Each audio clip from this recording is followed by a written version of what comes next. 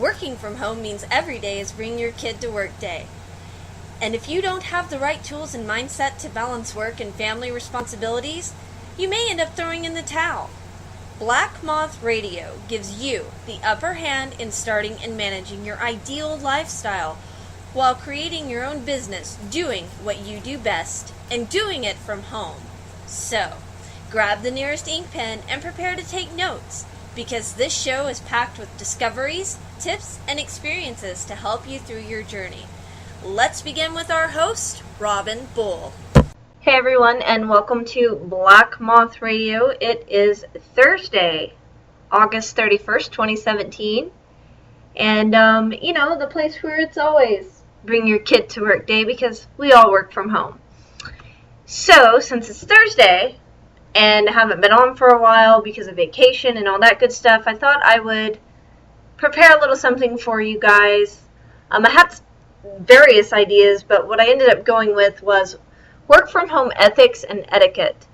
The reason why I've chosen this is because while there's a lot of freedom when you work from home, unfortunately there are practitioners, for lack of a better word, who believe that gives freedom not just in your schedule but also in how you treat other people.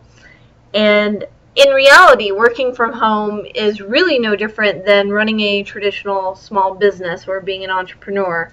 You're doing the same thing. It's just that what we tend to capitalize on is the fact that, well, we work from home, which of course leads a lot of people to believe that primarily it's something that mothers do, and that's not true. I happen to be a mother, but I also know men who are fathers who work from home.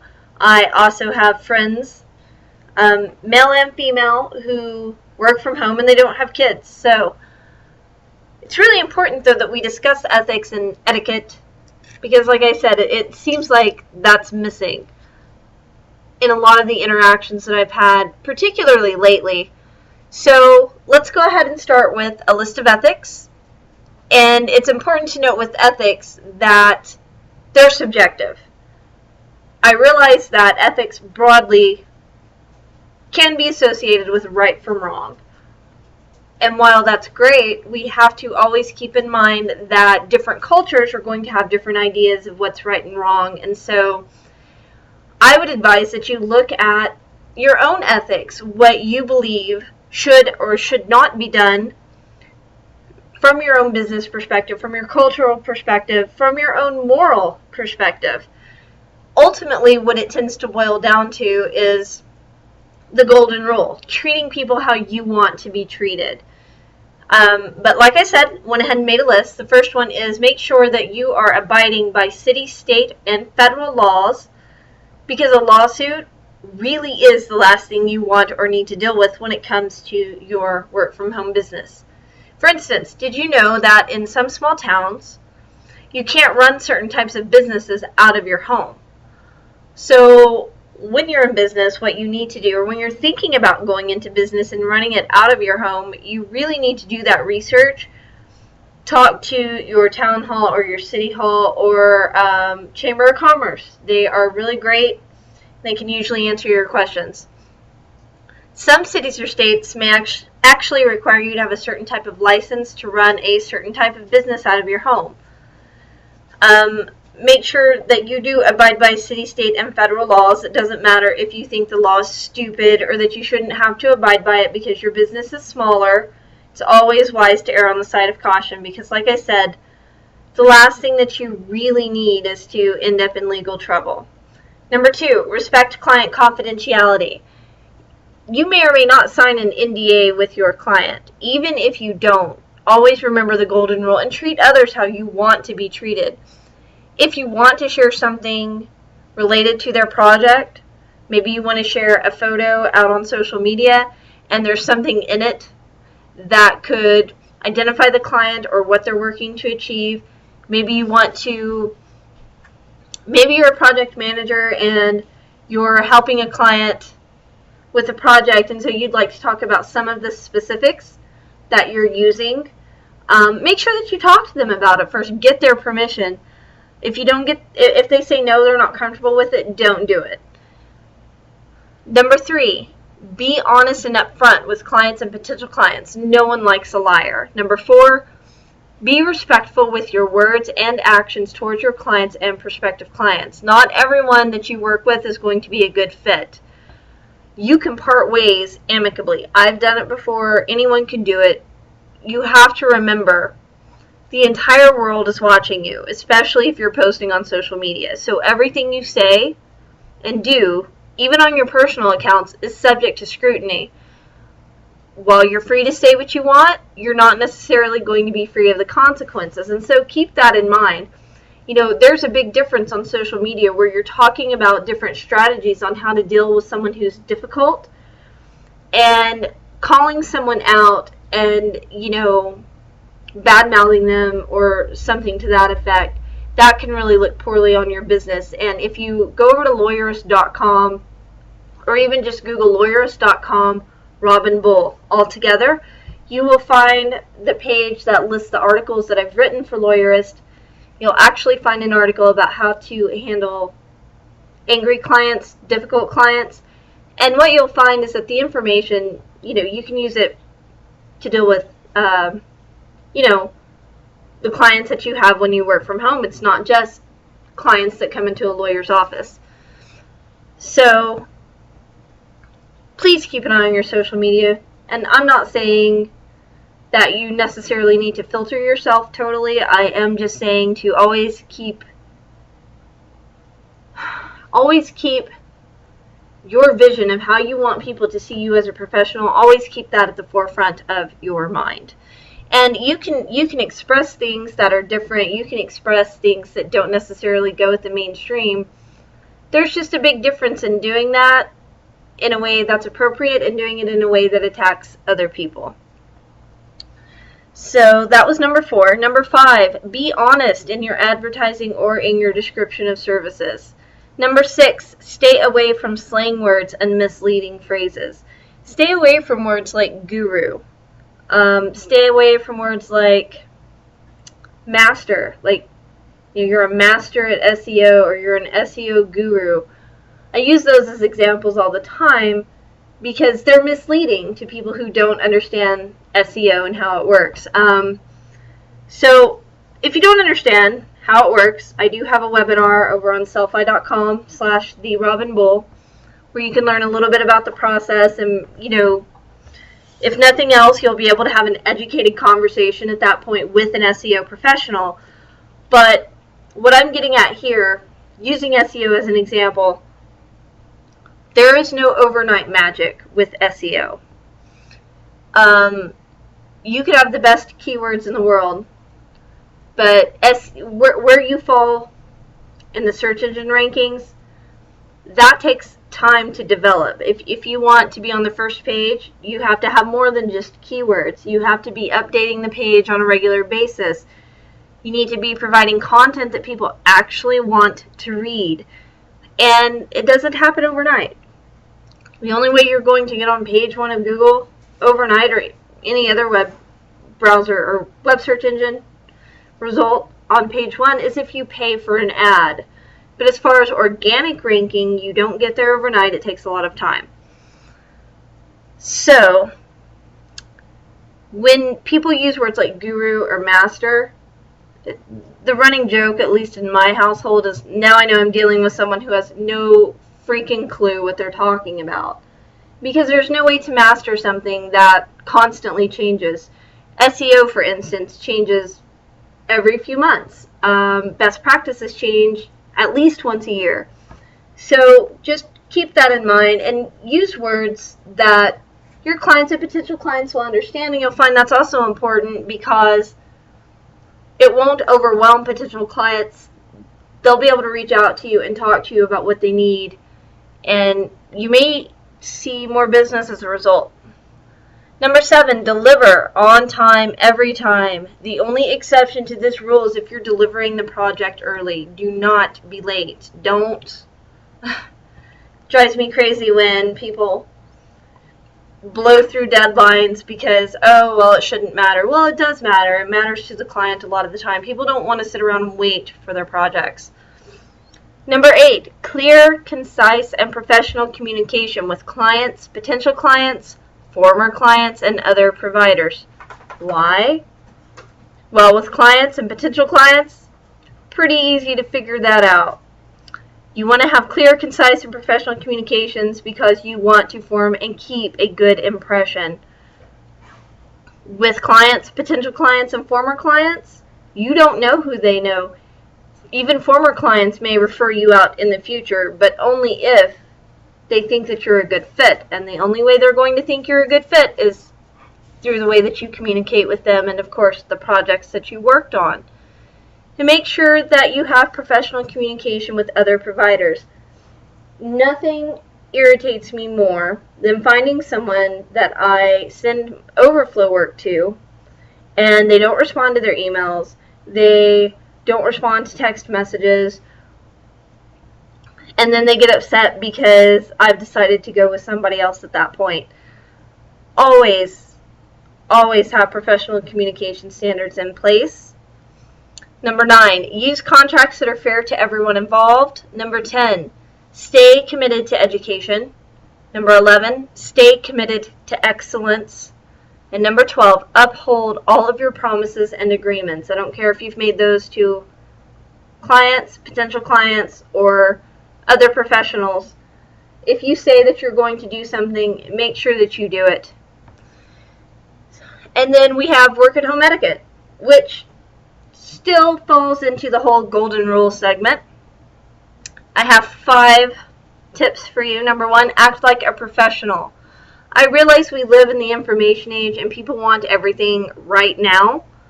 That's not an excuse for being unprofessional. If someone's not moving fast enough for you, not an excuse to be unprofessional. It's not an excuse to treat people poorly. When you work with others who also work from home, keep in mind they are your colleagues. You may need a reference from them in the future. You may want them to send you overflow work, and that's not going to happen if you're acting like a jackass. Don't act in a demeaning way toward clients or potential clients or anyone really. Always act like a professional. Number 2, be courteous. Basic courtesy can go a long way in growing your business, and it really goes back to the whole instant answers thing. Everybody, including, you call a customer service phone number, they're going to rush you off the phone as fast as possible. They're worried about hold time, talk time, all that good stuff. And how does that make you feel when you're being rushed? You don't like it. So if you just take the time to show some basic courtesy to clients and potential clients, you would be amazed at how that fosters client loyalty. And you'd also be amazed at how fast clients will refer you to others just because you took the time to be courteous. Number 3, don't talk down to anyone. Always keep in mind that your clients have a choice. They can always find another provider. Number 4, make sure that you're keeping semi-regular hours. I know that part of the draw to working from home is flexibility. I know I appreciate being able to set my own hours. But you have to keep in mind that many of your clients already have regular hours of their own that they keep, and so they need to know when you're going to be available for questions, when you're going to work on their project. They need to know what to expect. Number 5, be honest about your policies. If you plan to act as a middleman and outsource all of your projects to other people, make sure that your clients or potential clients know in advance and that they're okay with you doing this. Otherwise, you could end up hurting your reputation, because you're going to get the work back. If you don't review it and it gets sent on to the client, it ends up making you look bad. I was outsourcing some overflow work to another American freelance writer who I had told not to outsource the work any further. They can do it and then send it back to me. They agreed. They outsourced it anyway. So it comes back to me and the author name is different. And the writing style was totally different. There were all sorts of errors in it. It was clear that this person did not even read what was there. So make sure that you're honest about your policies. Make sure that you abide by other policies that are given to you. Otherwise, you're going to hurt your reputation, because now, like with this person, that's somebody I'm not going to work with again. I take that back. I actually had 8 written, not 5. Helps if you turn the page. Number 6, respect the time of others. Your day is no more or no less important than that of anyone else. Long-term clients can be really understanding where a day comes up, your kid wakes up sick. Just keep in mind it's really not their problem. It's not the problem of any of your clients, and I'd bet you a nickel that it could have been avoided, missing work, missing a deadline, if you would have had better time management earlier during the project. With me, I don't like having projects hanging over my head. Generally, if I have it, I just want to work straight through and get it over with, and that's another reason why I have very few instances where things like a sick kid kind of bumps into my day and throws everything off, is because I'm caught up, and so it's not that big of a loss on time for any of my clients. One way that you can respect the time of others and your own time is make sure that you're setting up a schedule of some kind and that you stick to it. When school is in session, my work hours are 9 a.m. to 3 p.m. That is 6 hours of uninterrupted time. Well, aside from the 3 dogs, but thankfully, my office door, I have a door that leads outside. I just, nice weather, leave the door open. The dogs can just kind of come and go. During the summer, though, I get up generally before anyone else, and I work. I also work throughout the day because that is the best way to manage my time so that everyone gets what they want. Number 7, stay on top of your email. Reply where necessary. I have a theory called triage and trash. Triage your email to determine if you need to respond or put it on a to-do list. If I have to put it on a to-do list and I don't want to lose it in my email box, I use Gmail. So the first thing I do is use the little star feature so that I can see it again. Not everything is starred, only certain projects. And then I send the client a separate email. So I never even open that email because generally I know because I was waiting on it. And so I send an email to the client and I basically just say, hi, got your email, wanted to send you this to let you know, so that the other one still comes up on my to-do list. And then I immediately write the project down somewhere, either in my smartphone to-do list or my notebook that I keep here on my desk. If something needs a reply to it. Don't wait. Go ahead and reply, even if it's just, I need to look into this further and I'll have to get back to you soon. That by itself can go a really long way in keeping clients happy.